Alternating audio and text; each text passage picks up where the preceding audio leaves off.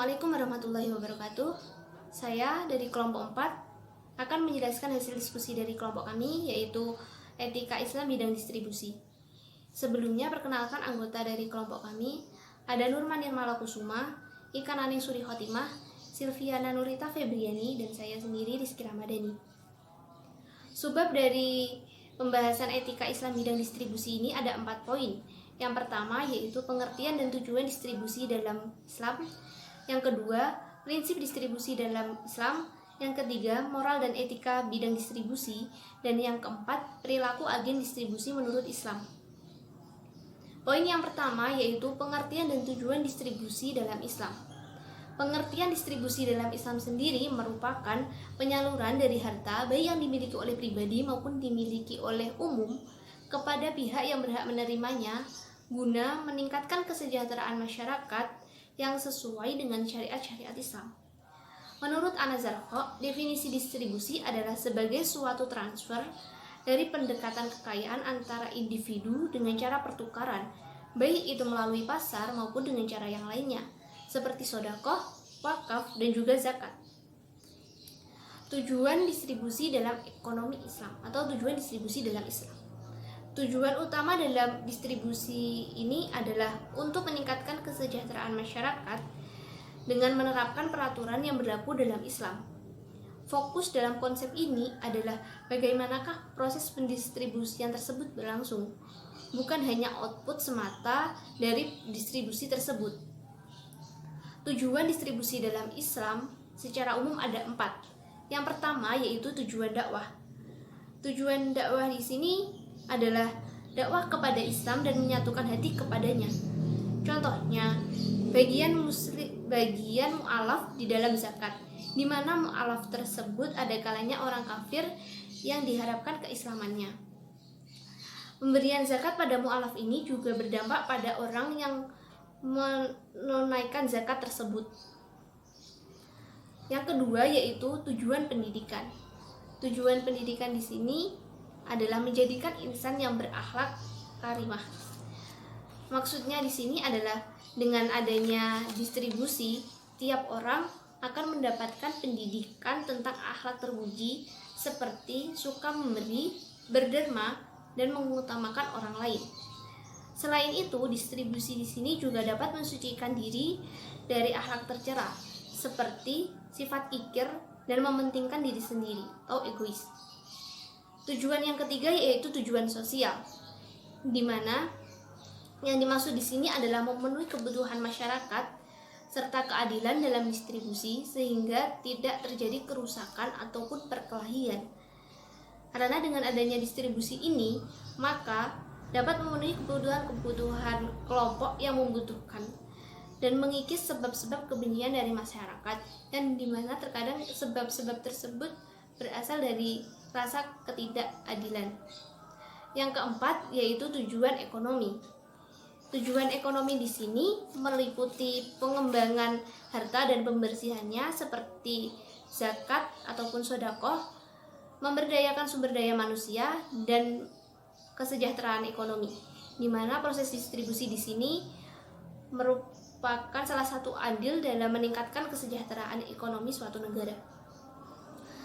Baik, selanjutnya yaitu prinsip distribusi dalam Islam akan dijelaskan oleh Nurman Nirmala Kusuma. Assalamualaikum warahmatullahi wabarakatuh. Perkenalkan, nama saya Nurman Nirmala Kusuma, NIM 1240111818175. Jadi di sini saya akan menjelaskan tentang prinsip distribusi Islam. Yang pertama, terdapat larangan riba. Riba dapat menimbulkan masalah yang berhubungan dengan distribusi pendapatan di seluruh kalangan ataupun kelompok masyarakat. Yang kedua, terdapat keadilan dalam distribusi.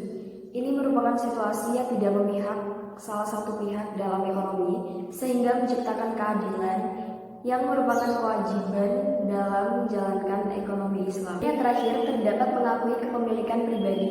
Islam mengakui kepemilikan pribadi atas harta benda dengan cara halal, namun tidak menutup kewajiban untuk melupakan hak-hak orang miskin yang terdapat pada harta tersebut. Dan Islam tidak membenarkan tentang penumpukan harta sampai batas-batas yang dapat merusak fondasi sosial Islam.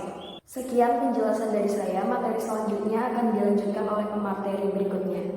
Saya Silviana Nurita Febriani, NIM 12401183202. Di sini saya akan menjelaskan materi selanjutnya, yaitu moral dan etika bidang distribusi. Secara umum, Islam mengarahkan mekanisme distribusi pendapatan berbasis moral spiritual dalam pemeliharaan keadilan sosial pada setiap aktivitas ekonomi. Distribusi pendapatan dalam ekonomi Islam didasarkan pada dua nilai manusiawi yang sangat mendasar dan penting, yaitu nilai kebebasan dan nilai keadilan. Pendapat ini didasarkan atas kenyataan bahwa Allah sebagai pemilik mutlak kekayaan yang telah memberi amanat kepada manusia untuk mengatur dan mengelola kekayaan disertai kewenangan untuk memiliki kekayaan tersebut. Sehubungan dengan masalah distribusi pendapatan ini, Qardawi menjelaskan dasar dalam distribusi pendapatan sebagai berikut. Yang pertama yaitu nilai kebebasan. Kebebasan dalam melakukan aktivitas ekonomi harus dilandasi keimanan kepada Allah serta keyakinan manusia kepada Sang Pencipta. Kebebasan manusia adalah sesuatu yang tidak dapat dipisahkan dengan kehidupannya. Islam memberikan kebebasan kepada manusia untuk berusaha, memiliki, mengelola, dan membelanjakan hartanya sesuai dengan peraturan yang ditetapkan oleh Allah, sehingga manusia pantas dimuliakan dan menerima amanah dari Allah dan dipertanggungjawabkan di hari kemudian. Bukti-bukti nilai kebebasan ini yaitu: 1. Hak milik pribadi. Kepemilikan adalah suatu bukti prinsip kebebasan. Seseorang yang memiliki suatu benda dapat menguasai dan memanfaatkannya. Islam mengajarkan perlindungan terhadap hak milik pribadi dari perbuatan zalim dan menganjurkan mempertahankan hak miliknya. Kebebasan mengharuskan seorang untuk menanggung resiko sesuai dengan apa saja yang dilakukan dan memberikan hak orang lain yang terdapat di dalam hartanya. Islam menyadari pengakuan terhadap pemilikan adalah hal yang sangat penting. Yang kedua, warisan dan wasiat. Disyariatkannya warisan adalah sebagai pencerminan kebebasan seorang dapat melestarikan dan mengelola secara berkesinambungan apa yang menjadi miliknya. Perolehan hak milik dari pemilik yang lama kepada penggantinya dapat terjadi dalam dua hal, yaitu melalui warisan dan wasiat. Selanjutnya yaitu nilai keadilan. Kebebasan dalam Islam tidak bersifat mutlak. Oleh karena itu, meskipun seseorang diperbolehkan memiliki, namun ada ketentuan batasannya atau aturan dalam memperoleh, mengembangkan, dan mengkonsumsi harta yang dimilikinya. Kaitannya dengan distribusi pendapatan adalah jika dalam pendistribusian pendapatan dilakukan dengan tidak adil, maka akan menimbulkan keresahan dan protes dari pemilik faktor produksi. Oleh karena itu, pembagian pendapatan harus diberikan sesuai dengan prinsip-prinsip keadilan. Islam menciptakan beberapa instrumen untuk memastikan keseimbangan pendapatan di masyarakat, seperti zakat, infak, sedekah, dan wakaf. Instrumen ini dikedepankan dalam agar tercipta keseimbangan dalam perekonomian, karena tidak semua orang mampu terlibat dalam proses ekonomi akibat cacat, jompo, atau yatim piatu. Oleh karena itu, Allah melipat gandakan pahala orang yang menginfakkan hartanya di jalan Allah. Dalam bahasa normatif di atas, akses etika ekonomi untuk pembahasan mekanisme distribusi pendapatan atas hak kepemilikan materi atau kekayaan dalam Islam mencerminkan beberapa hal berikut. 1. Pemberlakuan hak kepemilikan individu pada suatu benda tidak menutupi sepenuhnya akan adanya hak yang sama bagi orang lain. 2. Negara mempunyai otoritas kepemilikan atas kepemilikan individu yang tidak bertanggung jawab terhadap hak miliknya. 3. Dalam hak kepemilikan berlaku sistematika konsep takaful atau jaminan sosial. 4. Hak milik umum dapat menjadi hak milik pribadi. 5. Konsep hak kepemilikan dapat meringankan sejumlah konsekuensi hukum syariah. 6. Konsep kongsi merujuk pada sistem bagi hasil sesuai dengan kesepakatan. 7. Ada hak kepemilikan orang lain dalam hak kepemilikan harta. Assalamualaikum warahmatullahi wabarakatuh. Saya Ika Naning Suri Khotimah, NIM saya 12401183194. Di sini saya akan menjelaskan poin terakhir, yaitu perilaku agen distribusi menurut Islam. Perilaku adalah suatu tindakan individu atau tindakan yang bersangkutan sebagai reaksi yang muncul karena adanya rangsangan yang berasal dari dalam dirinya sendiri ataupun dari lingkungan.